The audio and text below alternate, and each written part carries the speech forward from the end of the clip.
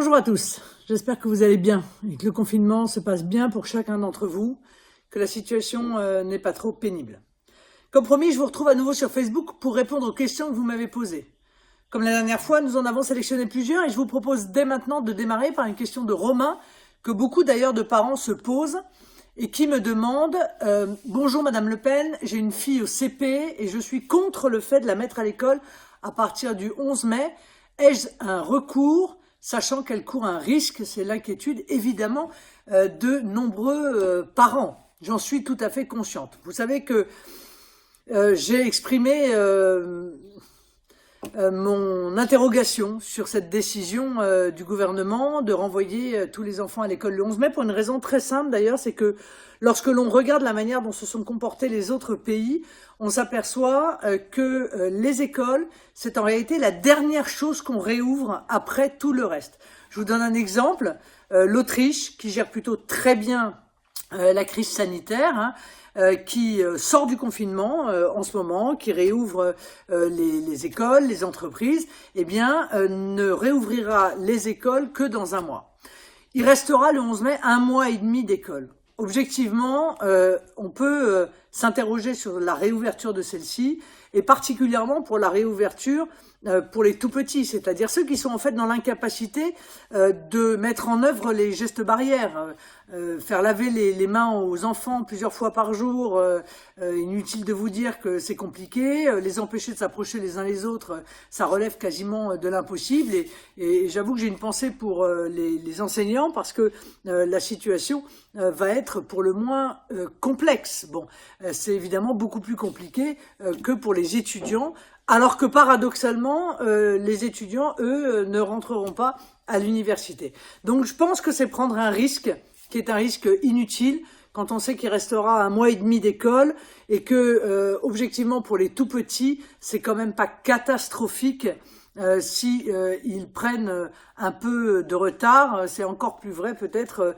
pour les CP, puisque votre enfant est en CP, les parents peuvent tout de même pallier. Puis lorsque les parents ne peuvent pas pallier, on peut parfaitement mettre en place un dispositif spécifique pour les enfants qui sont décrocheurs ou particulièrement en difficulté ou qui n'ont pas accès à des services numériques pour leur envoyer par la poste, par exemple, les devoirs qu'il est nécessaire de faire.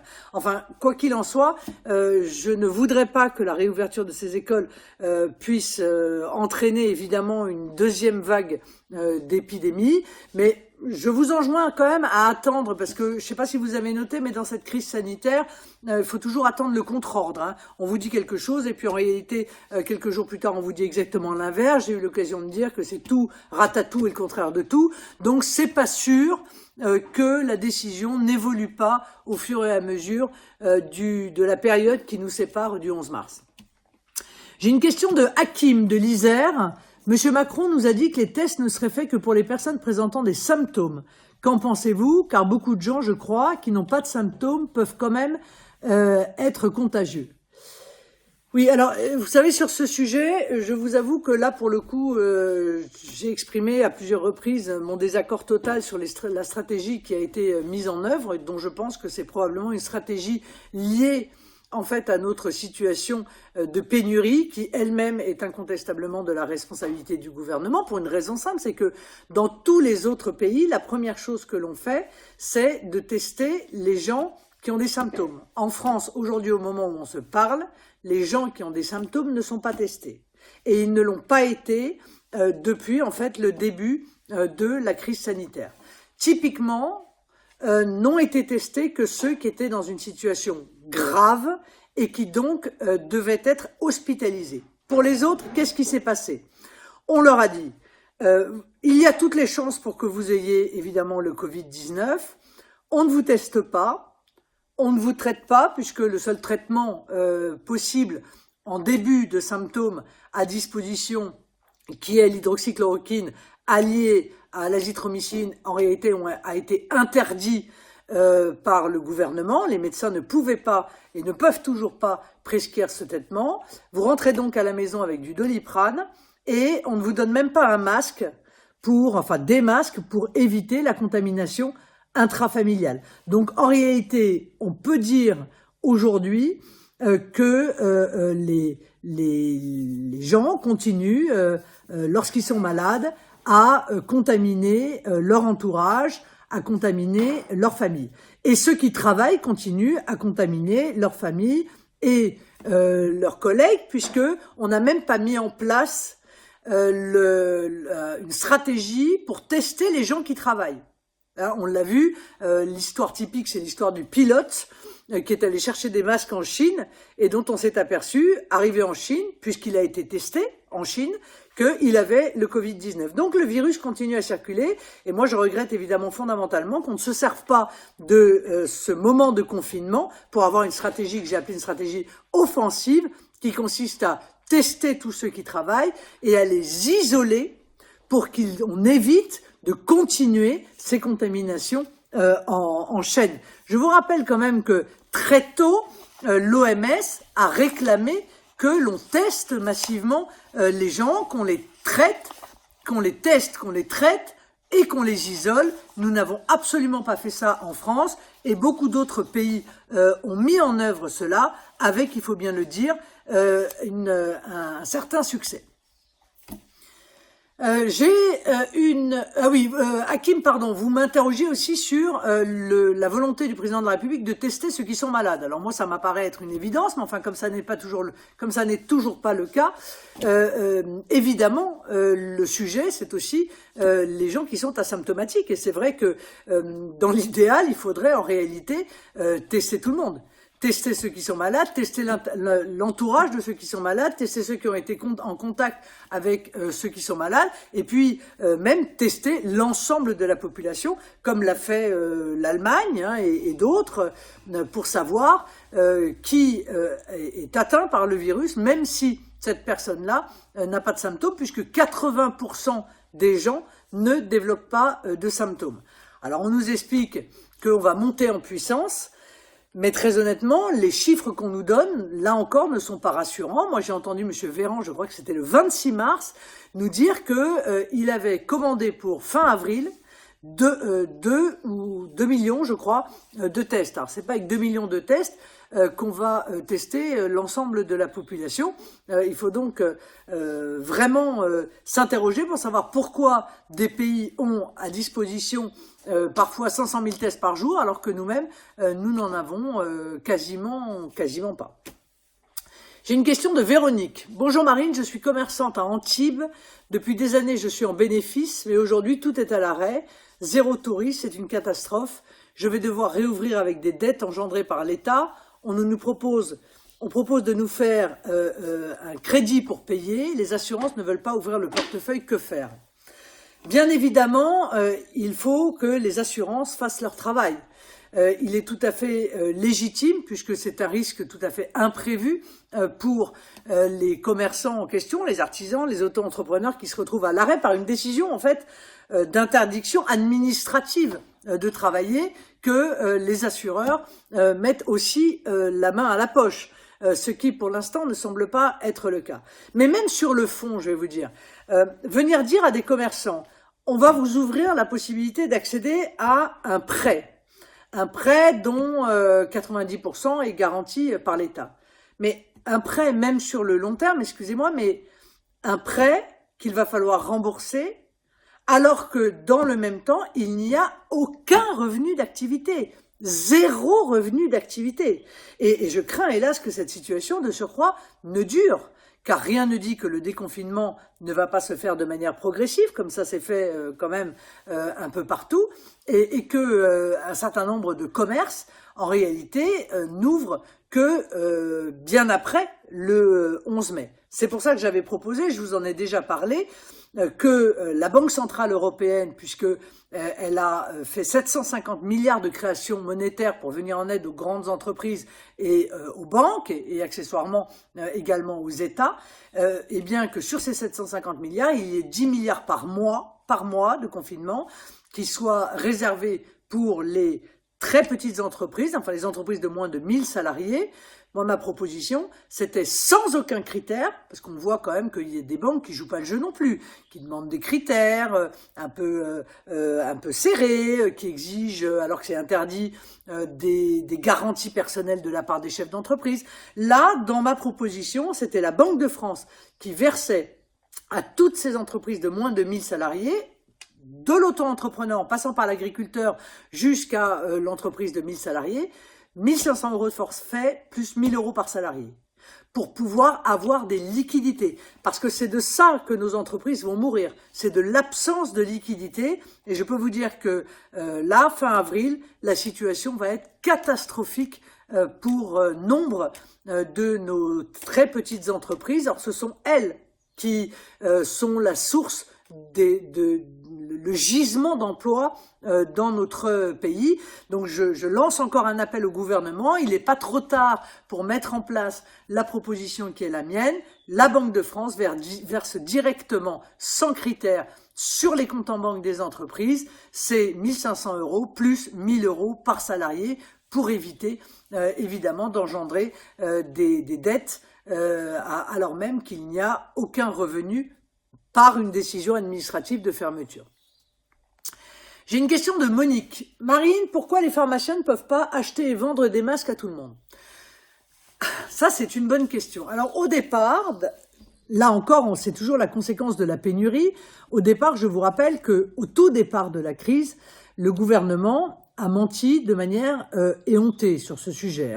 Monsieur Véran est venu nous dire que la France était prête, qu'il n'y avait pas de problème de pénurie. Monsieur Salomon, interrogé par le Sénat au tout début de la crise, je crois que c'était le 11 ou le 12 mars, dit qu'il n'y a pas de problème de pénurie de masques, qu'on a les stocks et qu'ils seront libérés en temps voulu, etc., etc. Bon, la réalité, c'est que le niveau de stock était dérisoire et que surtout le niveau de stock de masques utilisables était encore plus dérisoire parce que dans les stocks, manifestement, on nous a aussi donné les chiffres des masques qui étaient totalement périmés.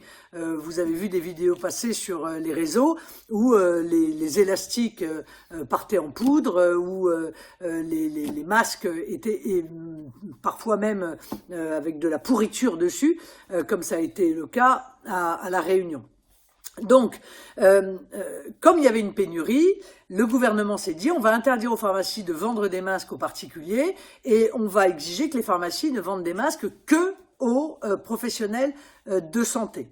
Et même comme ça, beaucoup de personnels de santé sont rationnés à un point tel qu'en réalité, ils sont obligés pour beaucoup de garder leur masque durant une journée entière, c'est-à-dire qu'ils n'ont pas, on ne leur fournit pas les moyens de protection qui sont nécessaires. Mais cette situation est d'autant plus étonnante et d'autant plus catastrophique que manifestement, un certain nombre de pharmaciens nous disent et disent publiquement qu'ils ont les moyens de commander auprès de leurs fournisseurs des masques, qui ne rentrent donc pas en compétition avec les commandes qui sont faites par l'État, sur lequel d'ailleurs j'aimerais bien avoir des détails, moi. J'ai demandé à l'issue de la dernière intervention du président de la République que le directeur général de la santé nous donne tous les jours, le niveau des stocks effectifs de tests et de masques en France. Parce que sur ce sujet-là aussi, j'ai le sentiment que nous sommes baladés. Donc, si les pharmacies ont la possibilité, auprès d'un certain nombre de fournisseurs, auprès d'un certain nombre d'usines à l'étranger, de se fournir en masse, c'est autant de masques supplémentaires, évidemment, pour pouvoir protéger la population. Et je pense particulièrement à la partie de la population que je remercie évidemment encore de ce qu'elle fait, qui est au travail pendant que tout le reste de la population est confinée. Cette décision est objectivement, une nouvelle fois, incompréhensible. J'ai une question de Ophélie sur Instagram. À propos de la libération de détenus organisée par le gouvernement, est-il vraiment possible de libérer ces prisonniers? N'est-il pas dangereux de faire ceci? Ah bah c'est parfaitement possible puisqu'ils l'ont fait. Voilà. Ils l'ont fait. Il y a un peu moins, d'après la dernière étude, un peu moins de 8000 détenus qui ont été libérés. et notamment tous ceux dont la peine arrivait à échéance dans les 2 mois qui suivaient. Bon. Évidemment, c'est un risque majeur qu'on risque de payer très cher à la fin du confinement, d'autant que pour beaucoup, ces gens n'ont pas de domicile et sont donc aujourd'hui dans les rues, pas confinés. Et il en est de même, je suis navré de vous le dire, mais il en est de même des migrants. Ces migrants ou ces clandestins qui sont souvent dans des centres de rétention administrative, eh bien les centres de rétention administrative ont été fermés. Ils ont été vidés purement et simplement. Et d'après ce que je sais, on a donné aux gens qui y étaient, qui devaient donc repartir dans leur pays, on leur a donné une attestation comme quoi ils étaient SDF, c'est-à-dire comme quoi ils avaient le droit, en réalité, de rester dans la rue. Cette gestion-là est une gestion idéologique. Je vous le dis très clairement, ça n'est pas un problème sanitaire, c'est un problème idéologique. Madame Belloubet, qui est en fait la réincarnation de Madame Taubira, de toute façon, depuis des années, souhaite qu'on ouvre les prisons, souhaite qu'on libère un maximum de gens. Donc j'ai le sentiment qu'on se sert de cette crise sanitaire pour mettre en place en réalité leur vision idéologique et laxiste de la sécurité. Là encore, je crains qu'à la sortie du confinement, on ne paye très cher tous ces délinquants qu'on a fait sortir de prison, dont un certain nombre d'ailleurs sont des délinquants radicalisés. On voit que la crise sanitaire ne nous protège pas des actions terroristes. On l'a hélas appris durement avec le dernier attentat qui a eu lieu et qui a encore fait des morts chez nos compatriotes. Une question de Pierre. Que pensez-vous du rôle de l'Union européenne dans la crise? Vous avez dit qu'elle n'a rien fait, mais elle a quand même apporté beaucoup d'argent aux États. Non, c'est vrai, objectivement, qu'elle n'a rien fait. Enfin, je veux dire, à part la vidéo de la présidente de la Commission en train de se laver les mains, on a eu une intervention non seulement très minime, j'ai eu l'occasion de le dire, mais même néfaste de la part de l'Union européenne dans cette crise sur le plan sanitaire, puisque une des premières instructions a été « il faut surtout pas fermer les frontières ». Bon, en fait, il aurait fallu évidemment tout de suite fermer les frontières et les maîtriser très drastiquement pour pouvoir vérifier que nous n'avions pas des cas d'importation de contaminés sur le territoire. Alors certes, l'Union européenne apporte de l'argent aux États. Ben, Dieu merci quand même, puisque par définition, si vous voulez, nous n'avons plus la capacité, nous n'avons plus de banque centrale. Nous n'avons plus la capacité de faire de la création monétaire. Donc en réalité, il n'y a que la BCE qui a le droit de le faire. Donc heureusement quand même qu'elle le fait, parce que si elle ne le faisait pas, là pour le coup, ce serait une situation proprement catastrophique. Enfin, elle le fait. Toutes les banques centrales le font. Enfin, je veux dire, faut pas se raconter d'histoire. Toutes les banques centrales, au moment où on se parle, sont en train, évidemment, de faire de la création monétaire pour pouvoir venir au soutien de leurs États. C'est donc parfaitement normal. Ce sont des facilités monétaires. On aimerait aussi, d'ailleurs, que ces facilités monétaires soient associées à des facilités budgétaires. Moi, je pense que plutôt que de créer de la dette, dont on sait que c'est évidemment les contribuables qui la paieront, moi je crois qu'il faut des réallocations budgétaires au sein du budget de l'Union européenne. Je veux dire, il faut geler les aides à la Turquie, il n'y a plus aucune raison, surtout avec le comportement qu'elle a, de continuer à verser des aides à la Turquie. Il faut réduire les budgets qui sont alloués à des ONG, à des fondations étrangères, qui sont des budgets qui sont très importants. Il faut par exemple réaffecter le budget de l'action extérieure, puisqu'on sait que la diplomatie, elle dépend des États et pas de l'Union européenne. Donc tout ce financement de l'action extérieure pourrait être réorienté vers l'économie réelle. L'économie réelle, on va pas refaire les mêmes erreurs qu'avant, j'ai l'impression que c'est un peu ça qu'on est en train de faire, comme en 2008, c'est-à-dire qu'on réinjecte de l'argent dans les banques, dont on s'aperçoit que les banques ne s'en servent pas, en fait, pour relancer l'économie réelle. Il faut aussi suspendre les critères de contrôle au titre du mécanisme européen de solidarité, parce que si on nous dit on va être solidaire avec vous, mais la contrepartie ça va être une potion notion amère d'austérité budgétaire du même type que celle qu'a vécue la Grèce, objectivement, c'est le choix entre la peste et la vérole. Donc, on ne veut pas de cela. Il faut suspendre ces critères. Il faut abandonner les critères de Maastricht. Il faut abandonner les exigences de réformes structurelles. Et il faut, encore une fois, que toute l'action de la BCE aille vers des aides directes aux TPE et aux PME. Directes. Parce qu'il n'y a que cela qui nous permettra de sortir de cette crise sans avoir derrière une gigantesque crise économique et une terrifiante crise sociale qui en sera la conséquence. J'ai une question de Gaëtan de l'Essonne. Le confinement est long. Comment vous vous occupez chez vous, Marine? D'abord, je travaille, évidemment. Je continue à exprimer la voix des dirigeants du Rassemblement national, la position de notre mouvement, la vôtre, celle évidemment des adhérents et des électeurs du Rassemblement national, à poser, je crois, les bonnes questions, à faire aussi beaucoup de propositions, dont certaines ont été entendues, hélas, très tardivement par le gouvernement, les rendant bien sûr moins efficaces que si elles avaient été prises tout de suite.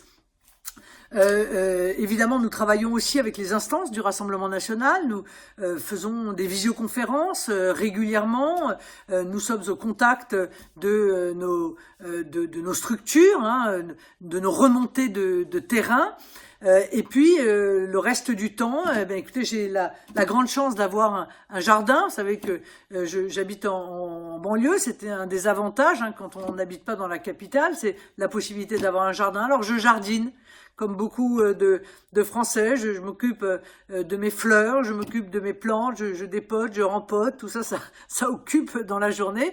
Et puis je m'occupe aussi de mes 6 chats. J'ai une petite chatte là qui va bientôt nous faire des bébés à la fin du mois d'avril. Je vous ferai une petite vidéo pour vous les montrer. Voilà, comme ça, ce sera mon petit clin d'œil pour vous rendre le confinement moins pénible. Ça fait toujours plaisir de voir arriver des chatons et donc voilà, je m'occupe de ma petite Paloma. Qui va bientôt nous offrir des bébés.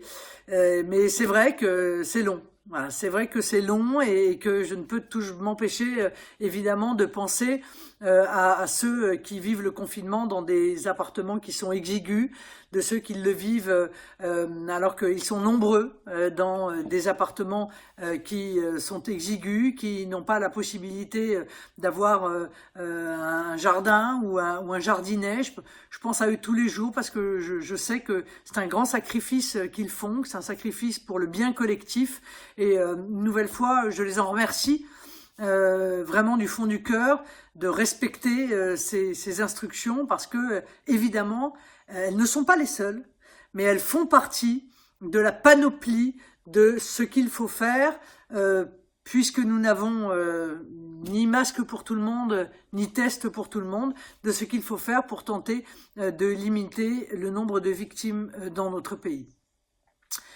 Elsa m'interroge sur les frontières. Bonjour Marine, vous aviez proposé la fermeture des frontières. N'avez-vous pas le sentiment que c'est ce que propose Monsieur Macron et donc que vous avez été entendu? Non, pas du tout. Pas du tout. D'abord parce que les frontières, il fallait les fermer tout de suite. C'était le gage en réalité de la réussite de ce qui est un des éléments, encore une fois, de lutte contre cette pandémie. Ça n'a pas été fait, mais surtout ce que propose Emmanuel Macron, ça n'est pas du tout la maîtrise des frontières nationales. C'est toujours cette folle idéologie, cette religion des frontières de Schengen. Bon, donc il dit qu'il faut tenir fermées les frontières de Schengen jusqu'en septembre. Mais il y a quand même 2 problèmes majeurs dans cette décision. C'est d'abord que ça ne nous préserve pas de l'arrivée de personnes porteurs du virus de pays qui sont très contaminés. Je pense bien sûr à l'Espagne, je pense bien évidemment à l'Italie. Et encore une fois, ne pas maîtriser ces frontières, c'est faire confiance aux autres pays pour protéger les leurs. Moi, j'en n'en sais rien, moi. Je ne sais pas, quand je vois la difficulté qu'a la Grèce à protéger ses frontières, d'ailleurs, on aurait dû aller l'aider, mais on ne l'a pas fait, ça n'est pas évidemment une certitude que l'intégralité des frontières de Schengen puisse être sérieusement protégée contre l'arrivée, enfin une nouvelle, en réalité, vague d'épidémie.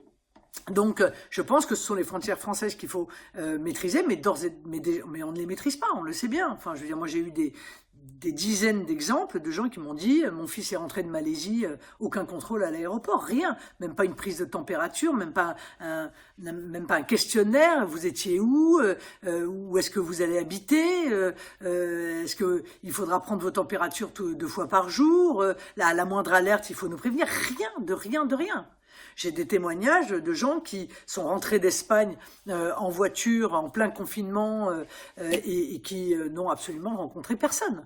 Donc ça n'est pas vrai, on ne maîtrise pas nos frontières. Alors ça pose un problème, mais ça pose aussi un problème avec les pays à l'intérieur de l'Union européenne qui ont une stratégie radicalement différente de la nôtre, c'est-à-dire ceux qui pensent qu'il faut atteindre en fait une immunité collective. Vous savez, l'immunité collective, c'est quand 60 à 70% de la population a été touchée par le virus. Alors, excusez-moi, mais c'est à tout risque. Hein. Bon, mais en l'occurrence, c'est le choix qui a été fait, par exemple, par la Suède jusqu'à présent et par les Pays-Bas.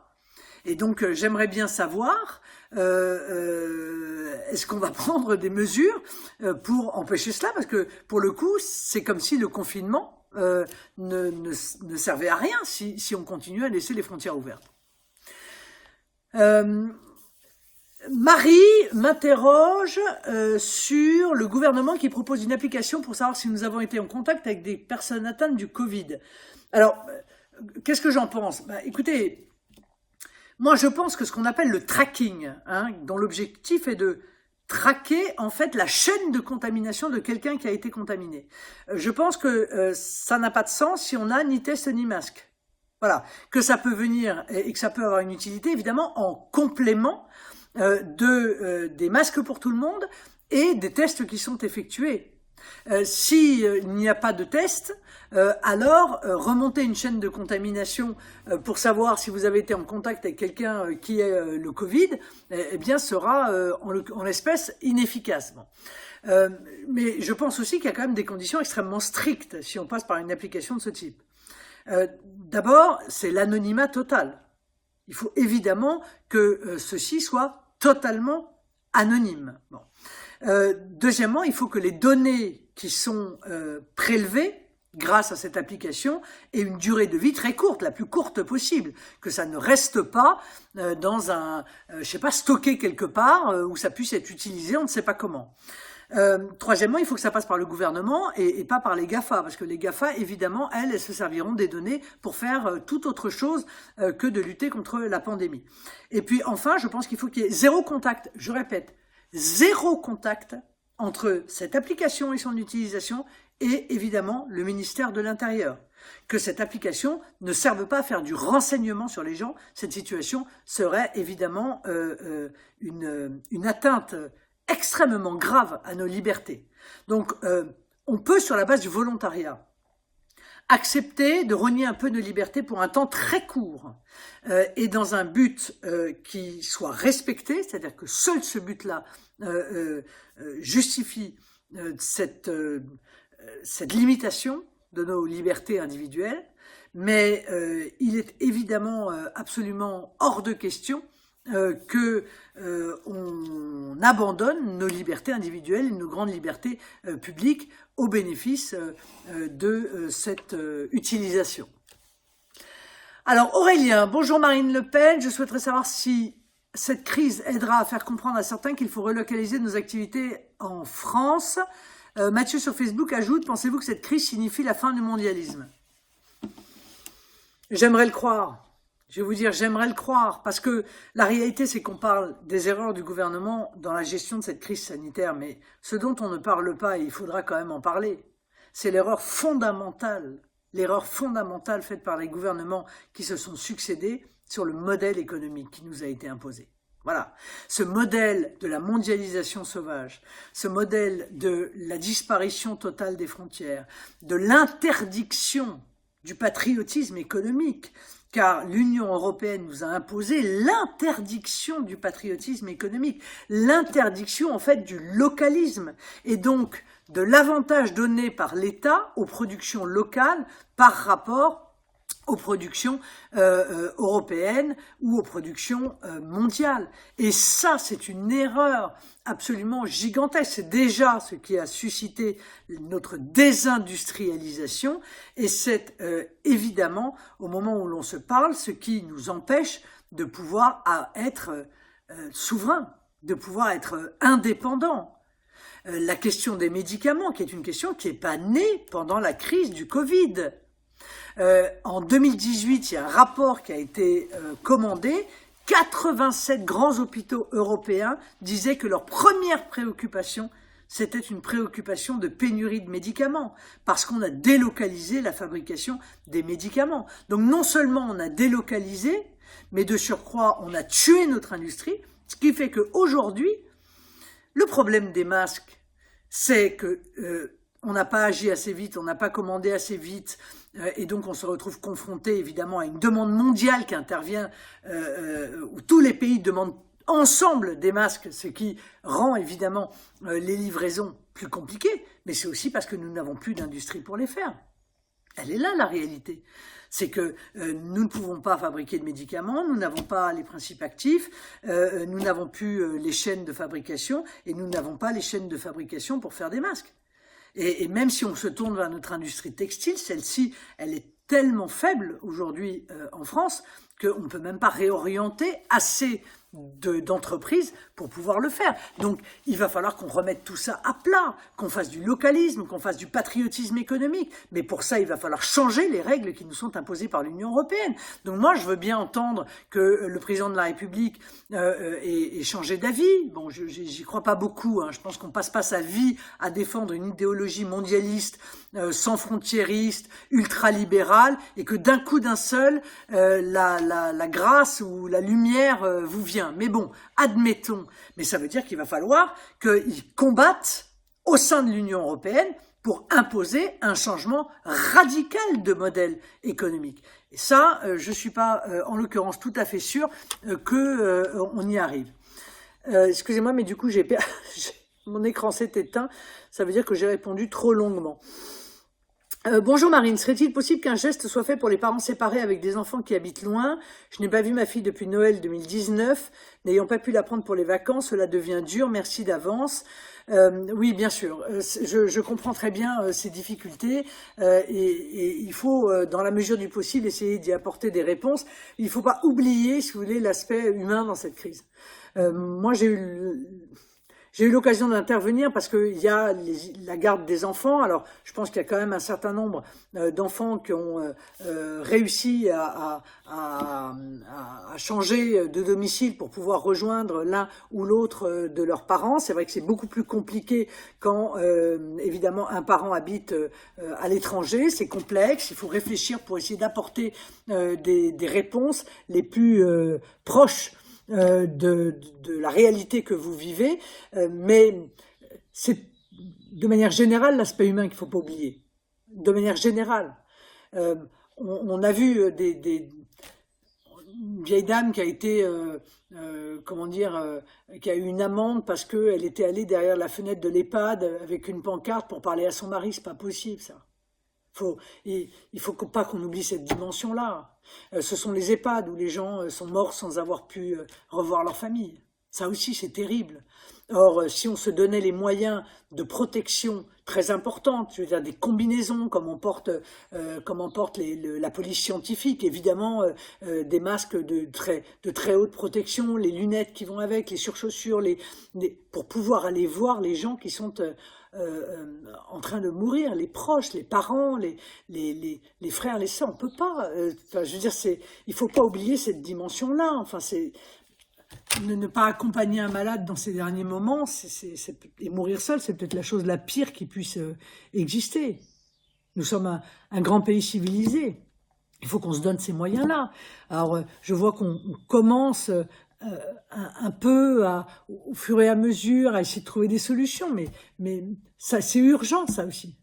Je veux dire, protéger les gens, c'est urgent, mais accompagner aussi ceux qui partent ou qui sont très grièvement malades, c'est aussi urgent. C'est urgent parce que ce sont nos valeurs, parce que ce sont nos valeurs humaines, parce que je ne sais pas ce qui nous restera si on rate aussi ça, je veux dire. Objectivement, enfin, quand on a vu à Rungis des gens à qui on faisait payer la possibilité d'aller se recueillir 10 minutes sur un cercueil. Alors, voilà, je pense vraiment que c'est vraiment quelque chose auquel il faut qu'on apporte enfin, auquel le gouvernement doit apporter des réponses, parce que c'est trop douloureux, c'est trop terrible, et on rajoute une douleur immense déjà à la douleur de la perte de l'être qu'on chérit, de l'être qu'on aime. Voilà, mes chers amis, j'espère avoir répondu un peu longuement et je vous prie de m'en excuser à vos questions. Bien sûr, je renouvellerai cet exercice parce que je pense que c'est important de pouvoir répondre à vos questionnements qui, j'en suis convaincue, sont très nombreux.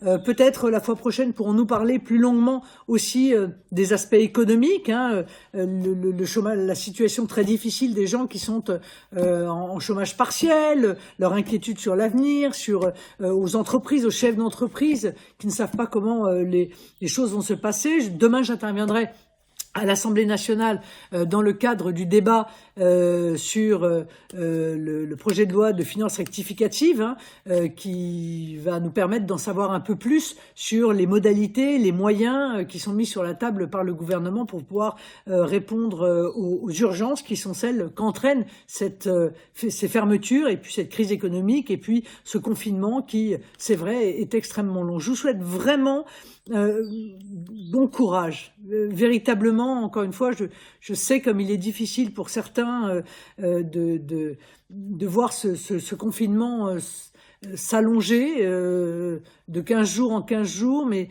je vous souhaite beaucoup de patience, je vous souhaite beaucoup de courage et puis surtout, n'oubliez pas pourquoi vous le faites, de rester chez vous.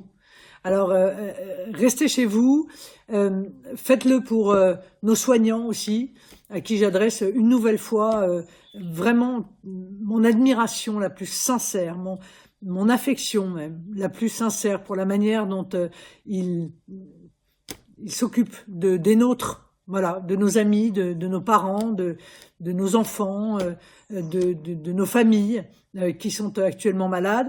Permettez-moi d'y associer aussi les médecins de ville. Permettez-moi d'y associer les infirmiers libéraux, dont on parle peu et qui, je crois d'ailleurs, ne sont pas inclus dans les primes qui vont être accordées alors que eux-mêmes sont en danger et ils continuent à travailler. À eux aussi, je pense aux aides maternelles, qui continuent à garder des enfants et qui, elles non plus, n'ont pas de moyens de protection. Je pense évidemment, comme vous, à tous ceux qui travaillent et qui continuent à faire tourner notre pays pour qu'au moment où on sortira de ce confinement, eh bien, certains puissent, dans des conditions qui ne soient pas trop obérées, reprendre avec les protections nécessaires, le travail quand c'est possible. Au revoir à tous.